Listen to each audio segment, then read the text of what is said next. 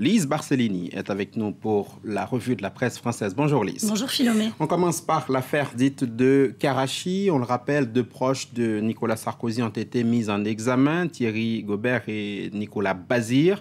Et les médias s'interrogent aujourd'hui sur le rôle de l'actuel président de la République. Oui, Le Figaro propose la version officielle de l'Élysée. L'Élysée qui dénonce une manipulation. Le journal cite amplement le communiqué. Le chef de l'État n'a jamais exercé la moindre responsabilité dans le financement de la campagne d'Édouard Balladur. Seulement voilà, plusieurs journaux, plusieurs médias aujourd'hui notent qu'il s'agit d'un curieux communiqué auquel on a eu droit de la part de l'Élysée. C'est notamment à lire dans Le Parisien. Le Parisien qui nous dit à l'Élysée même, certains conseillers ont vu dans ce communiqué un aveu de faiblesse. La tournure du texte maladroite a surpris. Surtout, ce qui n'a pas échappé aux Parisiens, c'est une phrase. Je vous la lis. Le nom du chef de l'État n'apparaît dans aucun des éléments du dossier et n'a été cité par aucun témoin ou acteur de ce dossier.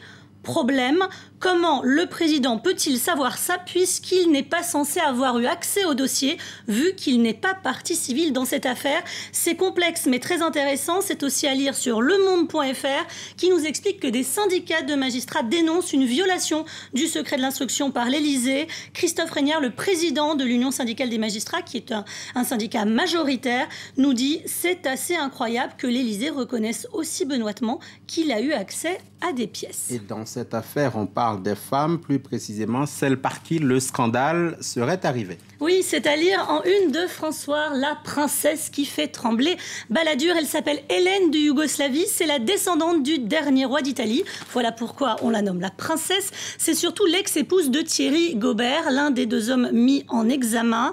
Même thématique de ces femmes au cœur du scandale, à lire en double page dans Le Parisien, qui consacre aussi son article à Nicolas Johnson. C'est l'ex-femme de Monsieur Ziad Takieddine. Le journal nous explique que leur révélation à ces deux femmes ont déclenché une cascade de mise en examen. Je vous rappelle que l'une des révélations d'Hélène de Yougoslavie, c'est que son ex-mari s'est rendu à plusieurs reprises en Suisse en 94-95 et qu'il en est revenu avec, je cite, de volumineuses valises de billets. Autre sujet dont on parle beaucoup dans la presse ce vendredi, Lise, c'est la proposition du Premier ministre français François Fillon de faire travailler les Français jusqu'à 67 ans. Oui, c'est un pavé dans la mare, nous dit aujourd'hui en France Le Parisien, qui nous explique que c'est un sujet à très haut risque. Le Parisien commence même son article par cette question. Quelle mouche a donc piqué François Fillon? Le Premier ministre a pris un très gros risque politique à quelques mois de la présidentielle, un très gros risque aussi pour le président de la République, à regarder dans une petite caricature, toujours dans Le Parisien, un président que l'on voit excéder. Il pousse son Premier ministre vers la retraite.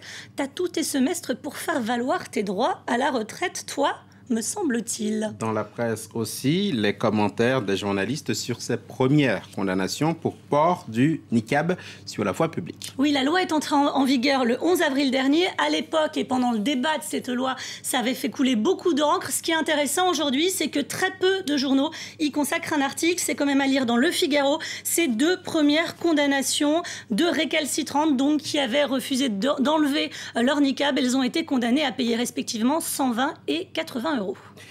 On finit avec cette histoire insolite, Lise Barcellini, l'arme secrète du Parti socialiste contre les fraudes lors des primaires. Oui, c'est un stylo, figurez-vous. Il a une apparence anodine, nous dit Le Parisien, et pourtant, il a une mini-caméra qui se déclenche dès qu'on écrit sur du papier. En gros, il va permettre d'enregistrer les résultats lors de la rédaction du décompte des votes donc au moment du dépouillement des votes lors des primaires socialistes, donc le 9 octobre. Toutes ces données seront enregistrées donc, par la caméra et envoyées à un système informatique. Donc c'est absolument pour éviter les fraudes. Des primaires sans triche, ça n'a pas de prix, nous dit le journal, mais apparemment ça a un coût, 300 000 € au total. Merci Lise Barcellini pour votre revue de presse.